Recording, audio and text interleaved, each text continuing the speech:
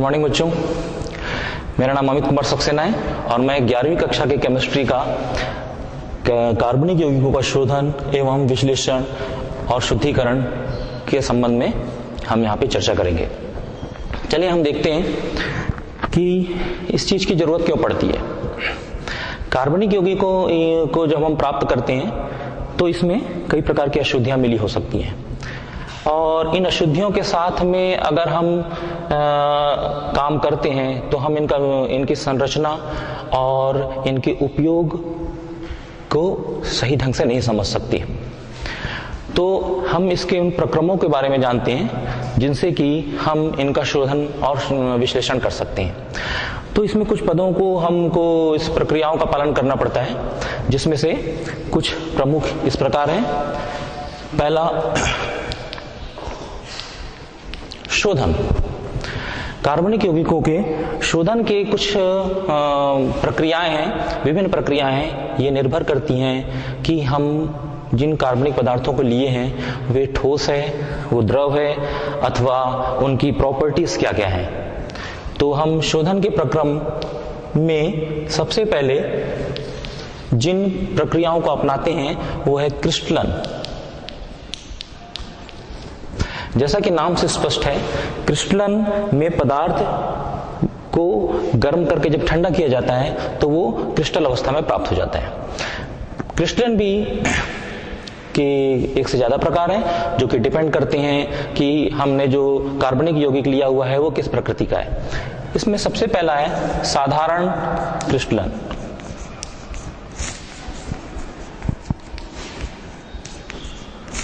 साधारण क्रिस्टलन में ऐसे कार्बनिक यौगिकों को हम शुद्ध करते हैं, प्राप्त करते हैं जो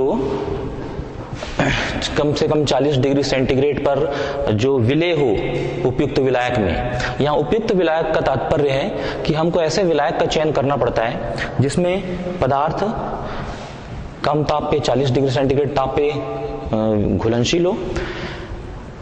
उस विलायक को अधिक तापमान पे ज्वलनशील नहीं होना चाहिए। अशुद्धियां जो मिली हुई हैं उस विलायक में घुलनशील नहीं होनी चाहिए।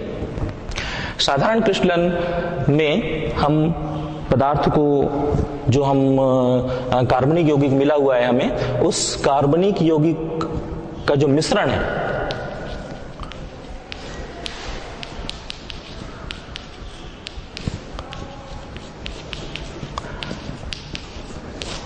को उपयुक्त विलायक में घोलकर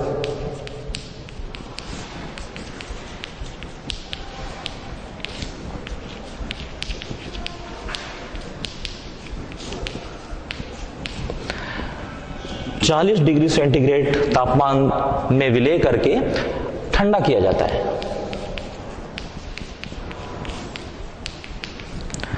ऐसी स्थिति में जो शुद्ध पदार्थ है उसे क्रिस्टलन हो जाता है और उसमें जो अशुद्धियां मिली हुई हैं वे उसी द्रव में रह जाती हैं।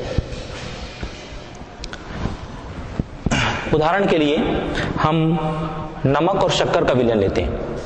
नमक और शक्कर के मिश्रण के लिए हम यदि मान लीजिए जल ले लेते हैं तो जल में तो दोनों ही विलय हैं, इसलिए जल के द्वारा नमक और शक्कर के मिश्रण को पृथक नहीं किया जा सकता। परंतु यदि नमक और शक्कर के विलयन को अल्कोहल विलायक के रूप में लेकर हम शुद्धिकरण करना चाहें, शोधन करना चाहें, तो हम ये पाएंगे कि नमक तो अल्कोहल में घुलनशील नहीं होता, परंतु शक्कर अल्कोहल में घुलनशील हो जाता है। इस प्रकार जब अल्कोहल शक्कर को घोल लेता है तो नमक का ठोस अवस्था में वहीं रह जाता है और जब हम उसको 40 डिग्री तक गर्म करने के पश्चात ठंडा करते हैं तो हमें शक्कर के क्रिस्टल उसमें से प्राप्त हो जाते हैं। इस प्रकार नमक और शक्कर को हम आसानी से पृथक कर सकते हैं। तो साधारण क्रिस्टल में हम ऐसे कार्बनिक यौगिकों का शोधन कर रहे हैं जिसमें कि जो एक उस मिश्रण में से एक अवयव किसी विलायक में घुलनशील है और दूसरा घुलनशील नहीं है। दूसरा प्रकार है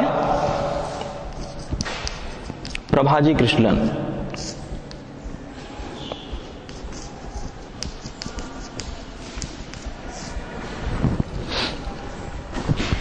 जब मिश्रण में 2 या 2 से अधिक अवयव इस प्रकार हो जिसकी घुलनशीलता विलायक में होती है, दोनों ही जो मिश्रण में जो अवयव मिले हुए हैं उन दोनों की ही घुलनशीलता होती है किसी विलायक में, तो उस स्थिति में हमें उसको अगर पृथक करना है तो आवश्यकता होती है कि हम इनका डिस्टिलेशन, क्रिस्टलाइजेशन इस प्रकार करें कि उसमें से एक अवयव जो कम घुलनशील है वो रह जाए, ज्यादा घुलनशील है वो वहां पे रह जाए। इसके लिए हम प्रभाजक स्तंभ लेते हैं।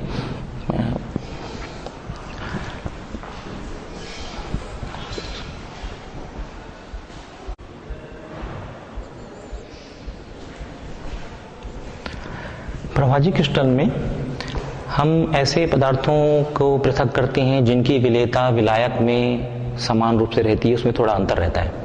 ऐसी स्थिति में हम मिश्रण को उपयुक्त विलायक में घोलकर गर्म करते हैं।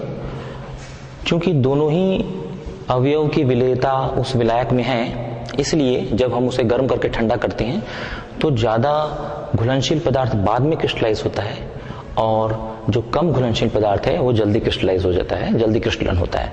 लेकिन जो जल्दी क्रिस्टलन होता है जो अवयव, उसके साथ में जो ज्यादा घुलनशील है वो अवयव भी थोड़ी सी मात्रा में क्रिस्टलाइज हो जाता है।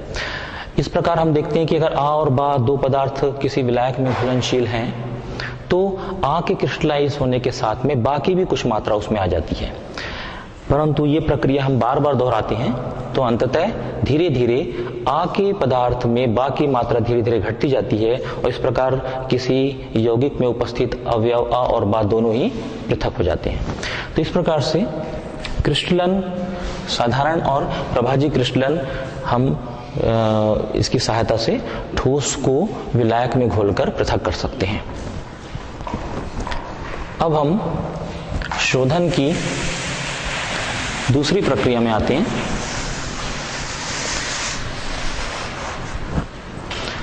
यह प्रक्रिया है ऊर्ध्वपातन।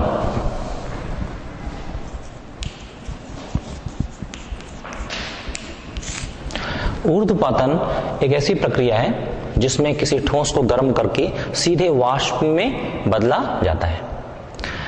ऐसी प्रक्रिया कपूर, नैफ्थलीन जैसे ठोस पदार्थों के साथ अपनाई जाती है, जिसमें पदार्थ में अगर कोई अशुद्धि मिली होती है और उसमें ऊर्ध्वपातन का गुण तो है नहीं, क्योंकि ऊर्ध्वपातन गुण शुद्ध कपूर में, नैफ्थलीन में पाया जाता है। तो किसी फ्लास्क में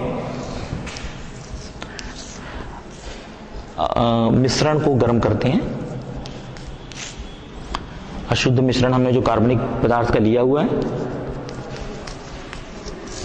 उसके ऊपर एक एस्बेस्टस की जाली लगा देते हैं, उसे गर्म किया जाता है। हम ही देखते हैं मिश्रण के गर्म होने पर जो शुद्ध अवयव है कार्बनिक पदार्थ का वो वाष्पित होके इसकी दीवारों पे एकत्र हो जाता है और अशुद्धि उस फ्लास्क में ही रह जाती है।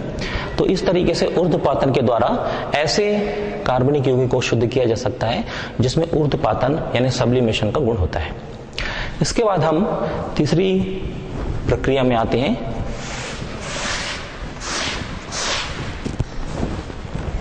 ये है आसवन, डिस्टिलेशन। आसवन एक ऐसी प्रक्रिया है जिसमें द्रव या ठोस को वाष्प में बदलकर पुनः ठंडा किया जाता है। तो आसवन कैसी प्रक्रिया है जिसमें हम जो कार्बनिक यौगिक हमने लिया हुआ है उसको हम वाष्प में बदलते हैं, वो ठोस हो तो भी और द्रव की अवस्था में हो तो भी उपयुक्त विलायक की सहायता से, और उससे जब उसकी वाष्प को ठंडा करके हम उन अवयवों को पृथक करते हैं। ये सिद्धांत पे आधारित है कि जो क्वथनांक कम होगा जिस द्रव का वो जल्दी वाष्पित होगा और जो मिश्रण जो दूसरा अवयव है हमारे कार्बनिक यौगिकों में वो बाद में वाष्पित होगा। इस प्रकार से जो एक साथ मिले हुए अवयव हैं उनके बॉइलिंग पॉइंट क्वथनांकों की भिन्नता के कारण जो वाष्प निकलती है वो अलग अलग अवयवों की वाष्प निकलती है और उन्हें ग्राही में एकत्र कर लिया जाता है। क्रिस्टलन की तरह भी इसके भी कई प्रकार हैं, जिसमें से एक है साधारण आसवन। साधारण आसवन में हम इस तरह से चित्र के माध्यम से समझ सकते हैं। हम एक फ्लास्क ले लें, इस फ्लास्क में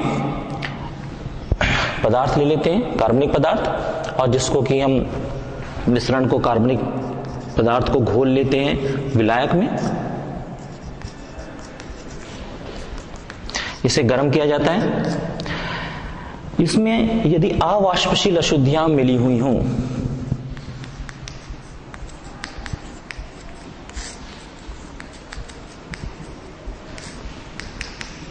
हमने जो यौगिक लिया हुआ है उसमें अवाष्पशील अशुद्धियां मिली हुई हों, तो वह साधारण आसवन द्वारा आसानी से पृथक हो जाती हैं। जब हम इन्हें गर्म करते हैं, इसको क्लैंप में हमने लगाया हुआ है, यहां से टेम्परेचर देखने के लिए हम थर्मामीटर लगा देते हैं और यहां से जल संघनित्र से होता हुआ एक ग्राही से कनेक्ट कर देते हैं। तो जब वाष्पन होता है, जब वाष्पन होते हैं तो वह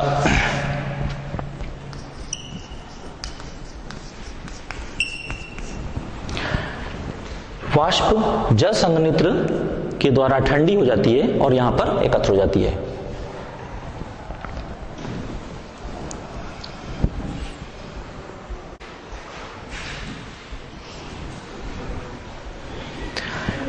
साधारण आसवन के बारे में हम चर्चा कर रहे थे। इसमें मैं इसे फिर से स्पष्ट रूप से बनाता हूं।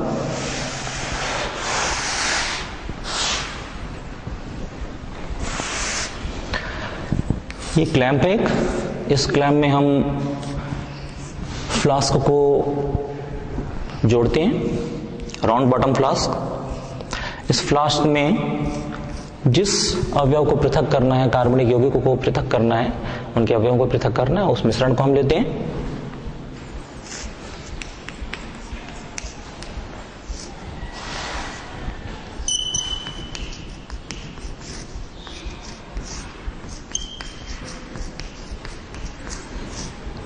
इस फ्लास्क का ये कॉर्क है, यहां से हम इसे एक जल संघनित्र के द्वारा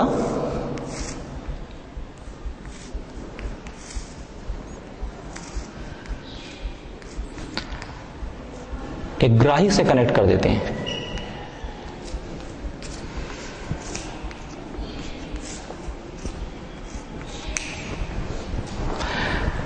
जिस कार्बनिक यौगिकों को जब हम गर्म करते हैं तो इसमें जो पदार्थ की एक निश्चित तापमान पे, क्वथनांक पे पहुंचने के पश्चात वो द्रव वाष्पित होता है और उसकी वाष्प ऊपर उड़कर इस जल संघनित्र से होती हुई ग्राही में एकत्र हो जाती है। चूंकि अशुद्धियां अवाष्पशील है तो वह फ्लास्क में रह जाती हैं और इस प्रकार साधारण आसवन के द्वारा हम वाष्पन की प्रक्रिया के द्वारा आसवन करके यौगिकों अवयवों को पृथक कर सकते हैं। साधारण आसवन के बाद में यदि स्थिति ऐसी बने जिसमें ऐसे अवयव मिश्रित हों जिनके क्वथनांक में कम अंतराल हो, तो ऐसी स्थिति में क्या दिक्कत आएगी कि जब वाष्पन होगा एक अवयव का तो उसके साथ साथ दूसरा द्रव भी वाष्पित होने लगेगा और ग्राही में वह भी आ सकता है। तो ऐसी स्थिति में इन द्रवों को, मिश्रण को पृथक करने के लिए हम प्रभाजी आसवन का सहारा लेते हैं। तो हम उसमें अब देखते हैं प्रभाजी आसवन।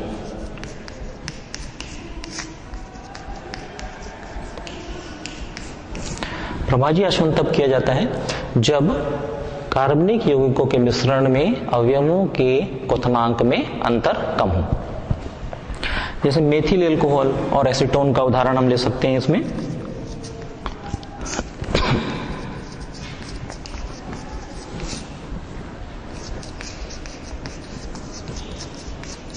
मेथिल एल्कोहल का 65 डिग्री बॉइलिंग पॉइंट और इसका 56 डिग्री बॉइलिंग पॉइंट होता है। इनके बीच में जो डिफरेंस है वो काफी कम है। तो ऐसी स्थिति में हम इस प्रकार की प्रक्रिया का उपयोग करते हैं। मैं यहाँ चित्र के द्वारा आपको समझाता हूँ।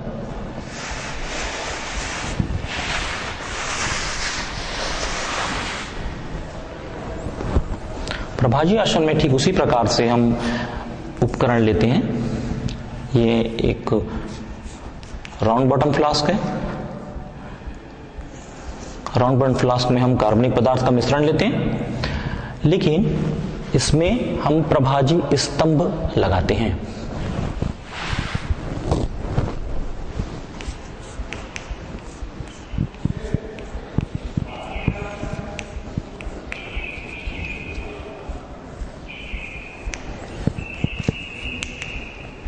और यहां से हम उसे संघनित्र के द्वारा कनेक्ट करते हैं, जिससे द्रव वाष्पित होकर ग्राही में एकत्र होता है।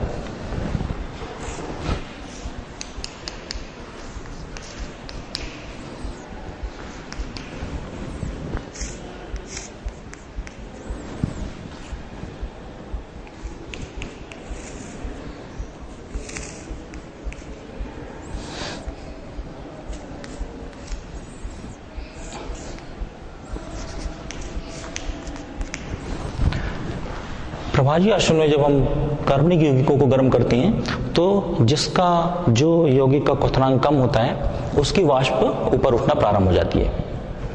जैसे जैसे वाष्प ऊपर उठती है, दूसरा द्रव जो उसके साथ में जिसका क्वथनांक में कुछ अंतराल है, उसकी वाष्प भी धीरे से उठने लगती है।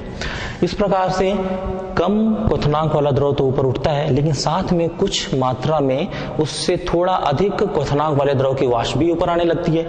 और प्रभाजक स्तंभ में पहुंचने के पश्चात ऊपर में ये अवरोधक उत्पन्न करता है उस अधिक क्वथनांक वाले द्रव के लिए। ऐसी स्थिति में वह द्रव यहाँ पे, वह वाष्प यहाँ पे द्रवित हो जाती है, और द्रवित होने के पश्चात वो अधिक क्वथनांक वाला जो अवयव है उसकी वाष्प द्रवीकरण संघनन होने के कारण वह नीचे आने लगता है। चूंकि ये लगातार गर्म हो रहा है और यहाँ से जो वाष्पन की क्रिया लगातार चल रही है और अधिक क्वथनांक वाला द्रव जब इसके साथ में लगातार आते रहता है तो ऊपर से नीचे आने वाला जो द्रव की बूंद है वो उसके तापमान को कम करके नीचे ले आती है, और इस प्रक्रिया में सिर्फ कम क्वथनांक वाला द्रव ही पृथक होने लगता है। जैसे ये प्रक्रिया पूरी होती है हम ग्राही को हटा देते हैं और इससे अधिक क्वथनांक वाला द्रव को वाष्पन करने लगते हैं। प्रभाजक स्तंभ की आवश्यकता हमें उस वक्त पड़ती है जब इनके बीच में करीब 10 डिग्री सेंटीग्रेड, क्वथनांकों के बीच में 10 डिग्री सेंटीग्रेड का अंतर होता है। यदि 10 डिग्री सेंटीग्रेड से ज्यादा भी अगर अंतर है और थोड़ा सा बहुत ज्यादा अंतर होने पे तो हम साधारण आसमान का प्रयोग करते हैं, लेकिन अगर कम अंतर है तो हम प्रभाजक स्तंभ के स्थान पे हम ऐसी प्रक्रिया अपनाते हैं जिसमें कि तापमान बदल बदल कर हम द्रवों को पृथक कर सकें। पहले कम क्वथनांक वाला द्रव पृथक होता है, इसके बाद तापमान को बढ़ा देते हैं तो उसके बाद जो अवयव है उसका वाष्पन होता है और ग्राही को हटाकर अपन बदल बदल कर द्रवों को एकत्र कर लेते हैं। प्रभाजी आसवन के पश्चात हम तीसरी एक प्रक्रिया अपनाते हैं,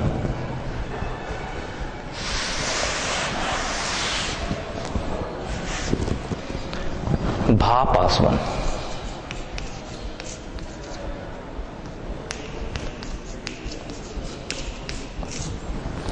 भाप आसवन की प्रक्रिया हम उस स्थिति में अपनाते हैं जब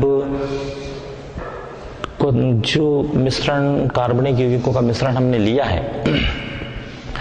वह किसी वाष्प के साथ में अलग होने का उसमें गुण हो। कई बार गर्म करने पर कार्बनिक यौगिक विघटित हो सकते हैं, तो ऐसी स्थिति में हम भाप आसवन का प्रयोग करते हैं।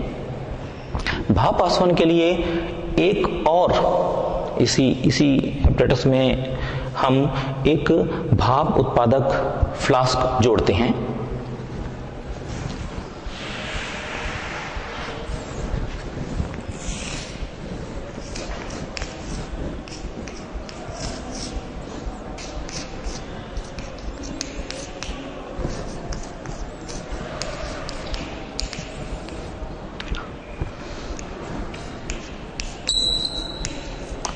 यहां मिश्रण लेते हैं और इसमें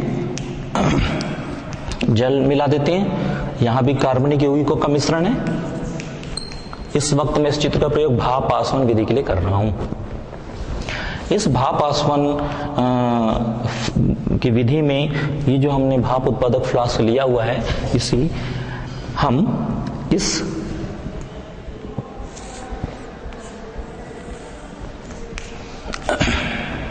राउंड बॉटम फ्लास्क से जोड़ देते हैं। जब भाप उत्पादक फ्लास्क से भाप जब इसमें मिश्रण में प्रवेश करती है, 90 डिग्री सेंटीग्रेड गर्म करने के पश्चात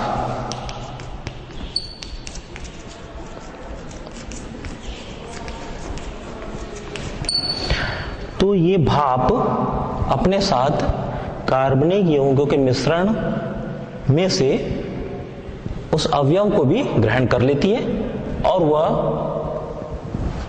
वाष्प प्रभाजी स्तंभ से होती हुए, जल संघनी से होती हुए ग्राही में एकत्र हो जाती है।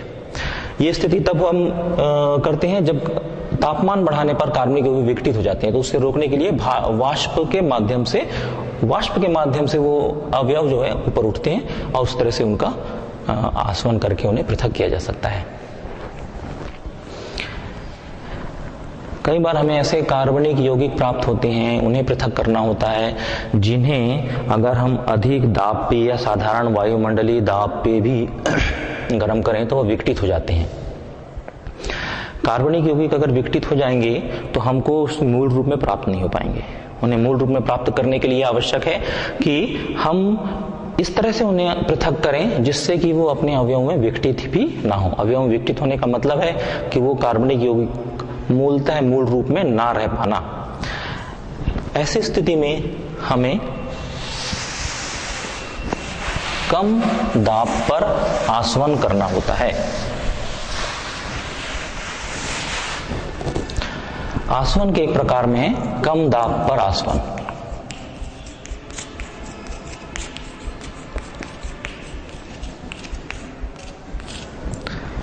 कम दाब पे अगर हम किसी द्रव को, मिश्रण को गर्म करते हैं तो उस द्रव का कार्बनिक यौगिकों का बॉइलिंग पॉइंट कम हो जाता है, अर्थात वह कम तापमान में ही उबलने लगता है, बॉइल होने लगता है, उसका वाष्पन होने लगता है। क्वथनांक का तात्पर्य क्या होता है? क्वथनांक का मतलब यह होता है कि हम जिस द्रव को गर्म करते हैं उसका वाष्प दाब वायुमंडलीय वाष्प दाब के बराबर हो जाए। तो कम ताप पर ही वो स्थिति हम प्राप्त कर लेते हैं जो अधिक तापमान में अगर हम प्राप्त करें तो वो अवयव विघटित हो सकता है। इस प्रक्रिया के लिए हम ठीक उसी प्रकार का उपकरण का प्रयोग करते हैं, परंतु हम ग्राही में एक सक्शन पंप लगा देते हैं, निर्वात पंप लगा देते हैं। अर्थात हमने जो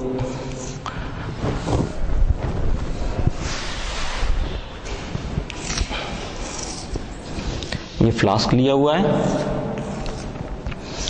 आप देख रहे होंगे सभी जगह लगभग प्रक्रिया एक जैसी है। यहाँ हम गर्म कर रहे हैं, यहाँ हमने इस फ्लास्क में हमने कार्बनिक मिश्रण लिया हुआ है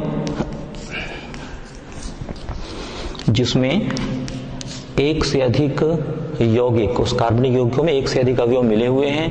हम इसको कॉर्क द्वारा बंद कर देते हैं, यहाँ से हम कनेक्शन करते हैं, इसमें संघनित्र के द्वारा जोड़ देते हैं।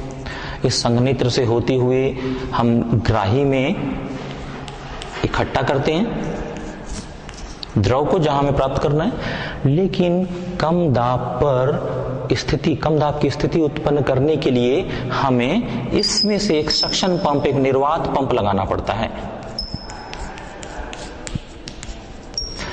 इस निर्वात पंप के माध्यम से जब हम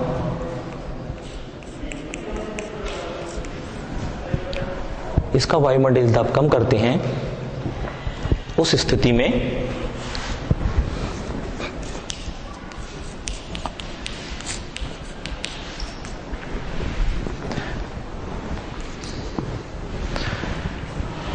इस पूरे उपकरण का दाब कम हो जाता है। कम दाब की स्थिति में कम तापमान में ये बॉइल होने लगता है, इसका क्वथनांक कम हो जाता है और बिना विघटित हुए कार्बनिक यौगिक वाष्पित होने लगता है और वह ग्राही में एकत्र किया जा सकता है। तो कम दाब पर आसवन के माध्यम से हम द्रवों को अलग कर सकते हैं। तो अभी तक जो हम देख रहे थे कि हमने इन शोधन के लिए जो प्रक्रियाएं अपनाई, उसमें कौन कौन सी प्रक्रियाएं अपनाई हमने। इसमें सबसे पहले हमने क्रिस्टलन किया। क्रिस्टलन साधारण क्रिस्टलन होता है, प्रभाजी क्रिस्टलन होता है। इसके बाद हम आसवन उसके बाद हमने ऊर्ध्वपातन की प्रक्रिया अपना सकते हैं। ऊर्ध्वपातन के पश्चात आसवन में हम द्रव को वाष्प में बदलकर पृथक करने की क्रिया करते हैं।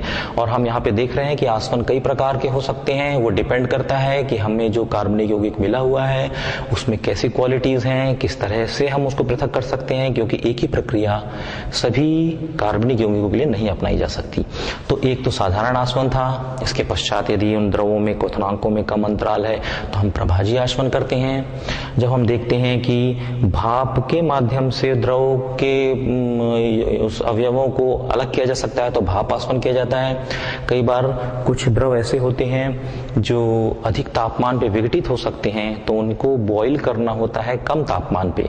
ऐसी स्थिति में कम दाब पे आसवन की प्रक्रिया अपनाई जाती है। इसके पश्चात अपन एक बिंदु शोधन में ले लेते हैं, जो है विलायक द्वारा निष्कर्षण।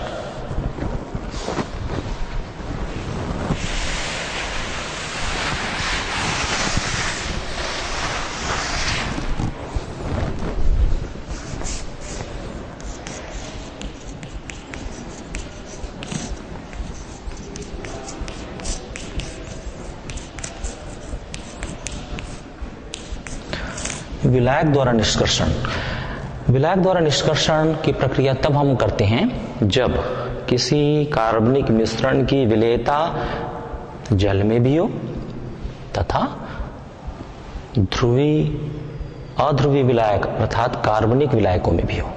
जैसे कि जल में और अल्कोहल में भी घुलनशील हो, जल में और बेंजीन में घुलनशील हो, यानी तात्पर्य ये हुआ कि वो कार्बनिक यौगिक जल में भी घुलनशील हो और कार्बनिक विलायक में भी घुलनशील हो, परंतु उसकी विलेयता जल की अपेक्षा कार्बनिक विलायक में अधिक होनी चाहिए।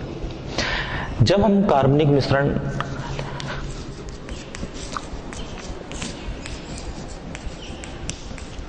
जिसकी विलेयता जल में भी है और कार्बनिक विलायक में भी है, परंतु कार्बनिक विलायक में जल की अपेक्षा अधिक है, इसे विलायक में घोलते हैं। विलायक में कौन कौन है? जल भी है और कार्बनिक विलायक भी है।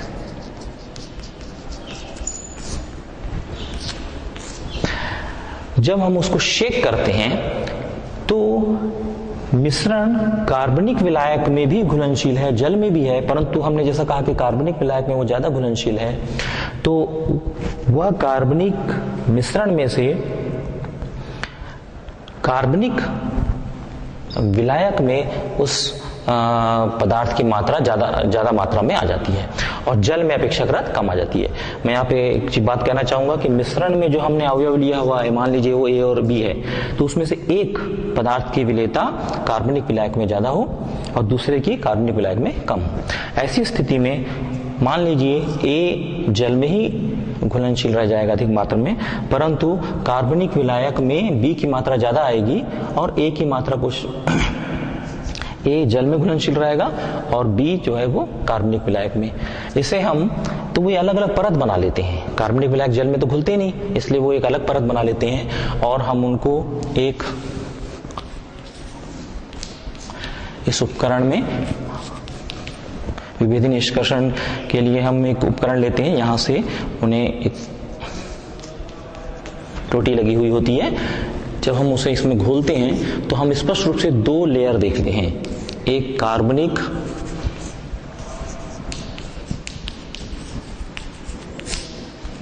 विलायक की परत होती है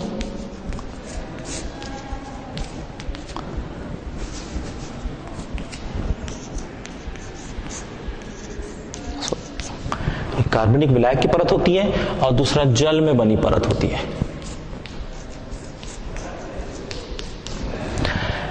हम इस टोटी को खोल के उस लेवल को तक के द्रव को निकाल लेते हैं और इस प्रकार से वो दोनों अवयव पृथक हो जाते हैं। तो शोधन की इस प्रक्रिया में इन स्टेप्स के द्वारा, इन प्रक्रियाओं के द्वारा हम कार्बनिक यौगिक को शोधन कर सकते हैं।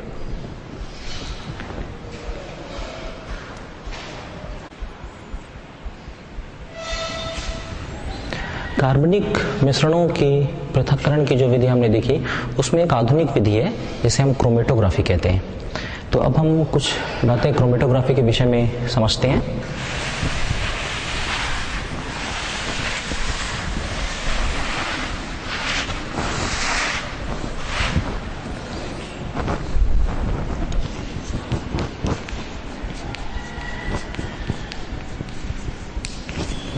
क्रोमेटोग्राफी विधि एक आधुनिक विधि है। 1906 में स्वेट ने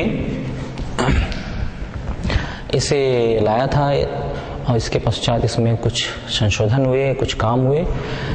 क्रोमेटोग्राफी द्रवों की दो प्रावस्थाओं में वितरण के सिद्धांत पर आधारित है। होता क्या है कि जब कार्बनिक मिश्रण में जो अशुद्धियां जिसे हम कह रहे हैं वो मिश्रण है, उसमें एक से ज़्यादा अवयव हैं, तो वो अवयव किसी विलायक के प्रति अलग अलग घुलनशीलता रखते हैं। तो जब हम उस पदार्थ का मिश्रण की एक पट्टी बनाते हैं, एक पतली सी स्ट्रिप बनाते हैं और उसमें उसी विलायक के द्रव को बहाया जाता है, ऐसी स्थिति में जो कार्बनिक विलायक है उसमें उपस्थित अवयव अलग अलग घुलनशीलता होने के कारण वे अलग अलग प्रावस्थाओं तक वितरित हो जाते हैं और उन्हें फिर उपयुक्त विलायक द्वारा घोलकर हम पृथक कर लेते हैं। तो क्रोमेटोग्राफी के मेथड में हम एक उपकरण का हम चित्र के माध्यम से समझने की कोशिश करते हैं कि किस प्रकार से वो प्रक्रिया होती है, फिर हम इनके प्रकारों को देखते हैं। तो क्रोमेटोग्राफी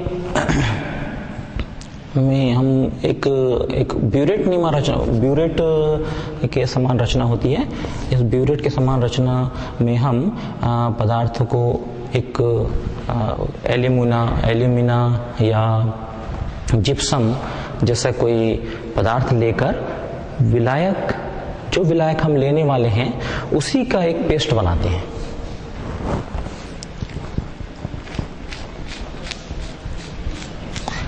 मिश्रण का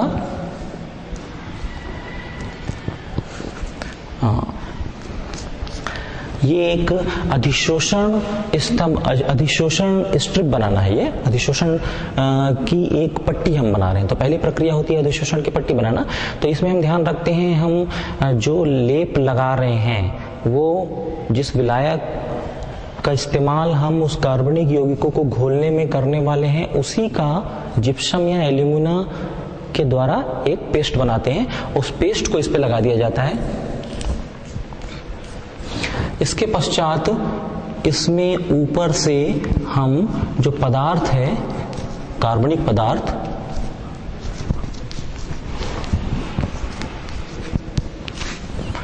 का उसी विलायक में बना विलयन लेते हैं और उसमें यहां से गिरने देते हैं।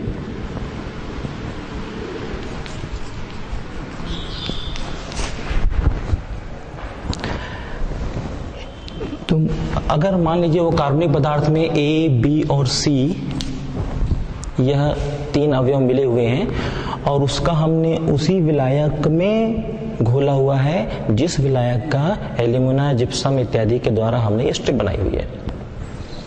ये प्रक्रिया हुई अधिशोषण स्तंभ बनाना, अधिशोषण की स्ट्रिप बनाना। इसके पश्चात अधिशोषण का प्रक्रम होता है। अधिशोषण प्रक्रम में हम ऊपर एक कीप से उस द्रव को गिराते हैं। कौन सा द्रव है ये?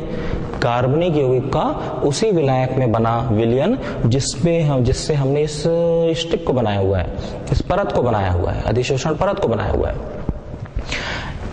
जो ए, बी और सी मान लीजिए ये जो अवयव हैं किसी कार्बनिक यौगिक के, वो इस अधिशोषक स्तंभ में आगे बढ़ते हैं और जो जल्दी अधिशोषित होने वाला अवयव होता है वह एक पहले ही उस स्ट्रिप के शुरुआत में ही अधिशोषित हो जाता है।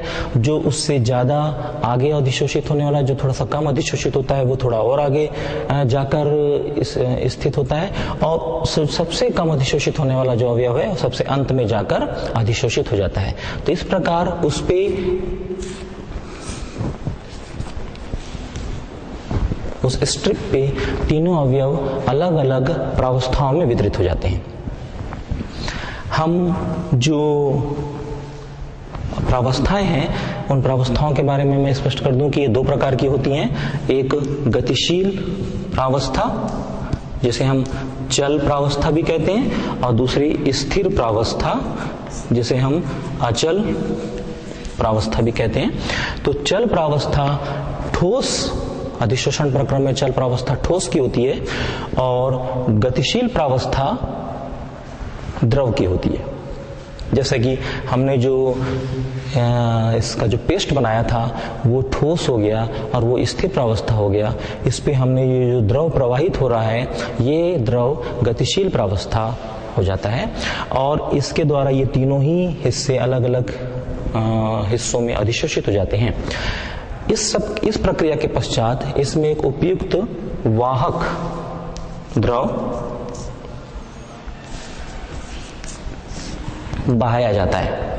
ये वाहक द्रव इस ए, बी और सी के पार्ट को अलग अलग कर देता है और उन्हें फिर उपयुक्त प्रक्रिया के द्वारा पृथक कर लिया जाता है। क्रोमेटोग्राफी की इस प्रक्रिया के दो प्रकार होते हैं।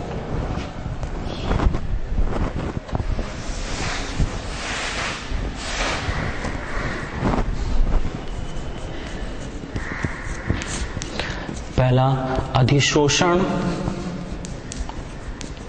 क्रोमेटोग्राफी,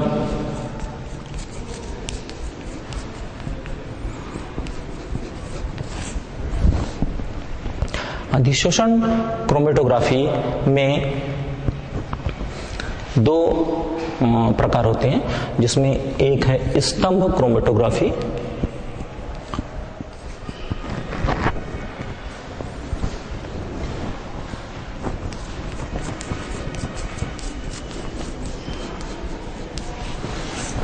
और दूसरा गैस ठोस क्रोमेटोग्राफी।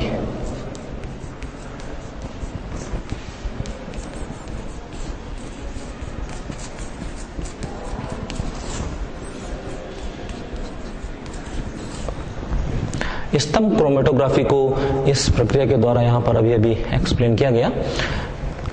स्तंभ क्रोमेटोग्राफी और गैस क्रोमेटोग्राफी ये अधिशोषण क्रोमेटोग्राफी के प्रकार है। दूसरा जो क्रोमेटोग्राफी का प्रकार है वो है विभाजन क्रोमेटोग्राफी।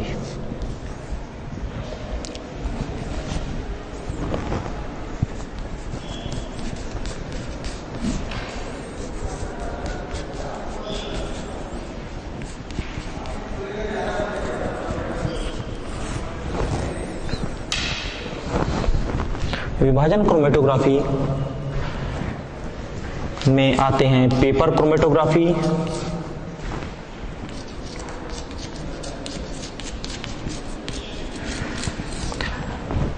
थिन लेयर क्रोमेटोग्राफी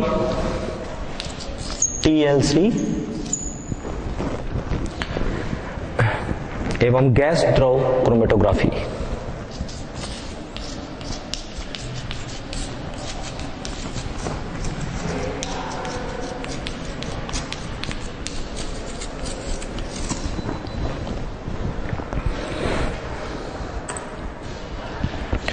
तो बच्चों आज हमने कार्बनिक यौगिकों के पृथक्करण और शोधन अध्याय के अंतर्गत इनके शोधन की प्रक्रियाओं को देखा। शोधन की प्रक्रिया इसलिए जरूरी होती है जिससे कि हमको शुद्ध अवस्था में कार्बनिक यौगिक प्राप्त हो सके और हम उसका विश्लेषण करके उसकी आणविक संरचना, उसकी गुणों, प्रॉपर्टी का समुचित रूप से अध्ययन कर सकें। तो इसके अंतर्गत हमने शोधन को लिया, शोधन की प्रक्रियाओं को लिया। शोधन में हमने ये देखा कि हम ये शोधन क्रिस्टलन के द्वारा कर सकते हैं, जो कि साधारण क्रिस्टलन और प्रभाजी क्रिस्टलन के माध्यम से किया जा सकता है। उसके पश्चात हमने इस प्रक्रिया में ऊर्ध्वपातन की प्रक्रिया देखी, ऐसे यौगिक जिनको सीधे ठोस से गैस में कन्वर्ट किया जा सकता है, उस प्रक्रियाओं के द्वारा पृथक्करण करना।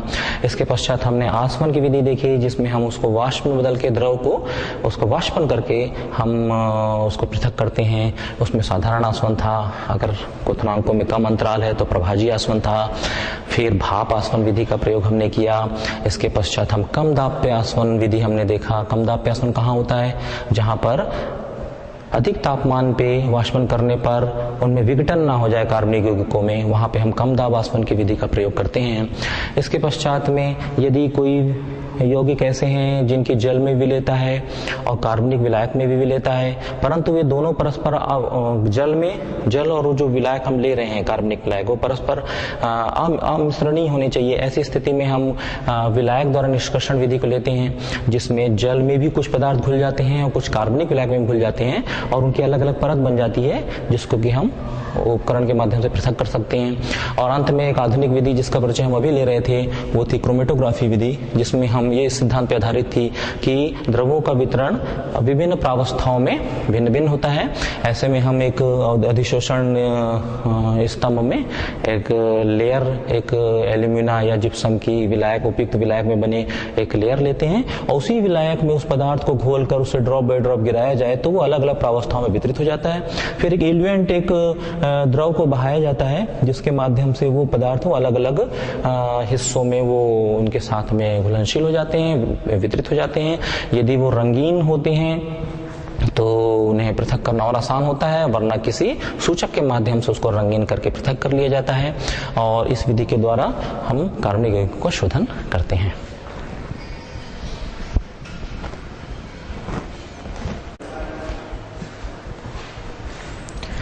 तो बच्चों, अभी तक हमने जो देखा उसके पश्चात हम अगली क्लास में शोधन के पश्चात वाली प्रक्रियाओं को देखेंगे, जिसके अंतर्गत हम गुणात्मक विश्लेषण देखने वाले हैं। गुणात्मक विश्लेषण के अंतर्गत उसमें कौन कौन से तत्व होते हैं, उनका परीक्षण कैसे कर सकते हैं, इसे हम देखेंगे। धन्यवाद।